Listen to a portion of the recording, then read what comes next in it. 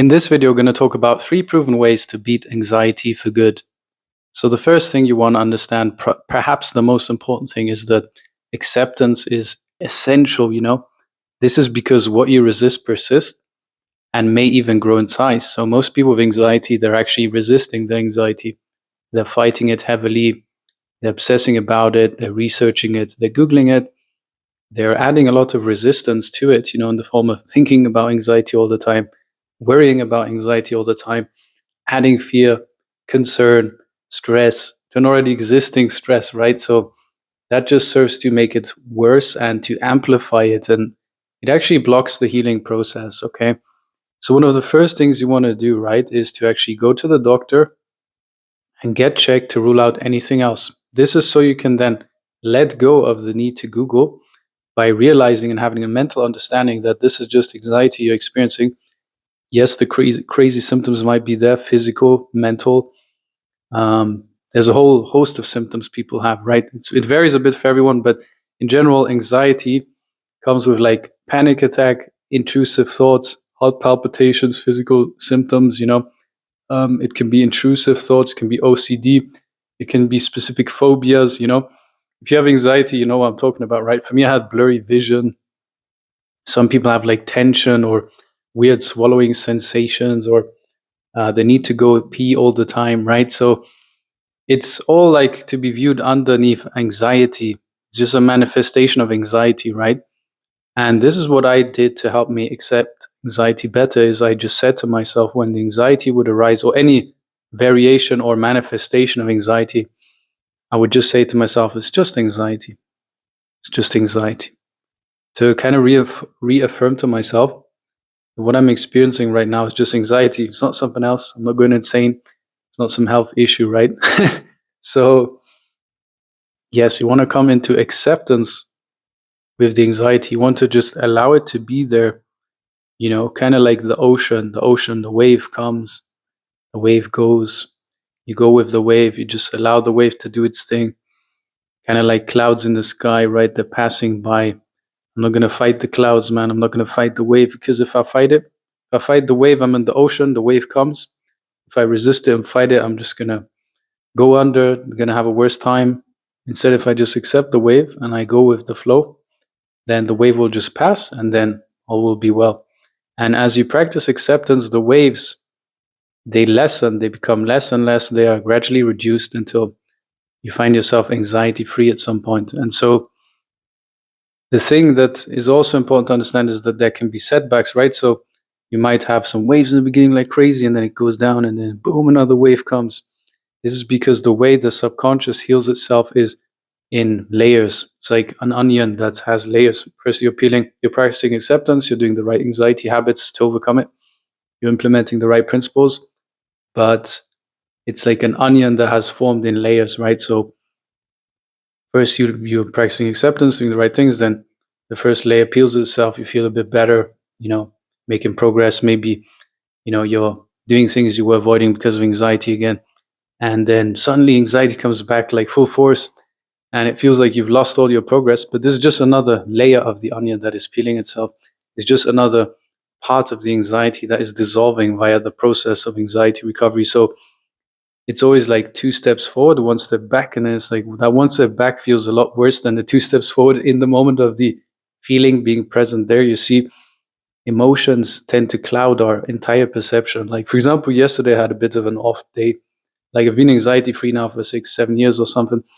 But yesterday I just didn't feel pretty good. Like, I don't know, felt a bit negative and stuff. So I slept terribly and stuff. So, and then I noticed how like my whole perception of that day was like, oh, everything is terrible. Everything is shit, blah, blah, blah. And I just got into the spiral of like, just gloom, and then I was like, that's just what happens, right? It's like you get into this negative pattern, and then it's like you feel like it's always going to be this way forever, and now this is you, right? So the thing you want to understand is how you feel right now is just a temporary thing, right?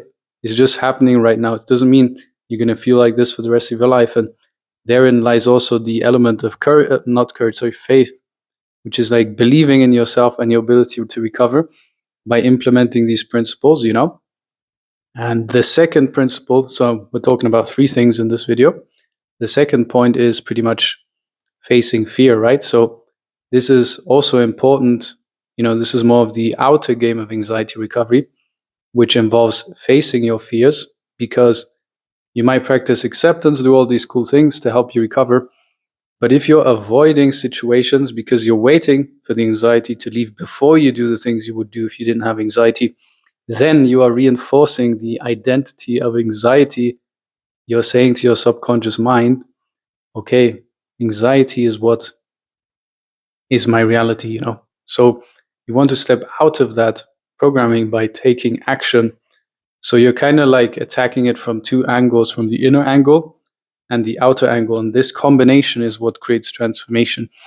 And so then you actually face your fears. You start doing things that freak you out. Just the way it is. There's no way around it. You start doing those things. Yes, it triggers you like crazy in the beginning. Yes, it might feel terrible while you're there.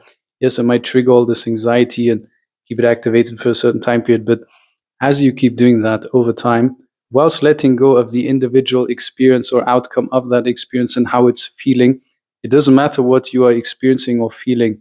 You don't need to fix it in this moment. Your only job is to accept the anxiety that arises with minimal resistance as best as you can, and then to face fear and to go out there and get triggered, to then accept it. And then you're also like processing and healing whilst you are in the facing fear of things, because if you just sit at home, you're avoiding also like releasing that anxiety because it's not getting triggered in certain situations.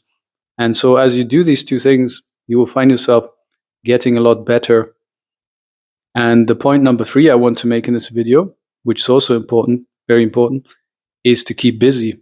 Because if you just sit there and you're just thinking about anxiety 24/7, if you think about what I said in the beginning of this video, it just reinforces that anxiety identity, and that just makes everything worse, right?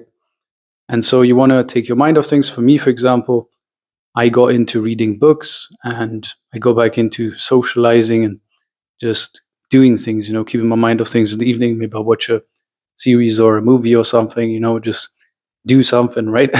Or yeah, just keep my mind occupied. Maybe you're into photography, throughout the day, maybe you're working on your business or career or something.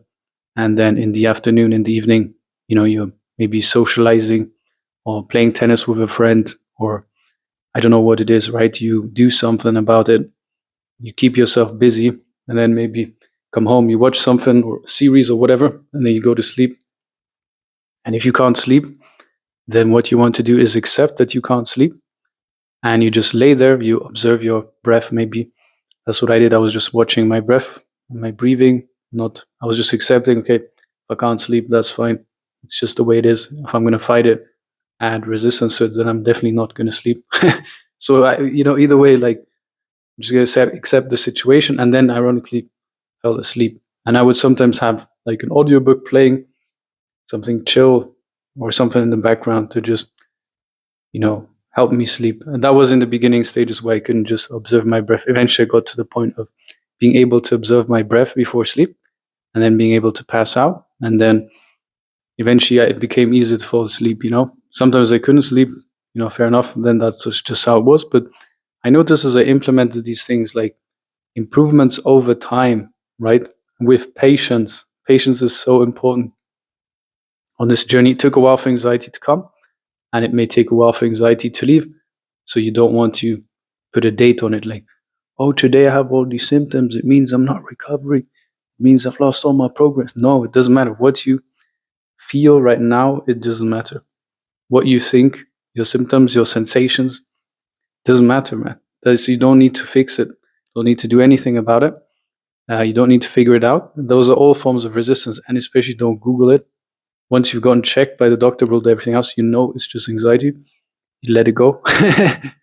You just your only job is to accept it, keep yourself busy, engage in life again, live as though you're anxiety free. And as you can see, these are the 3 things. They create a symphony of transformation. If you'd like me to help you on your anxiety recovery journey, I've been there myself, and now I enjoy, passionate about helping others achieve the same result. You want some more guidance and support?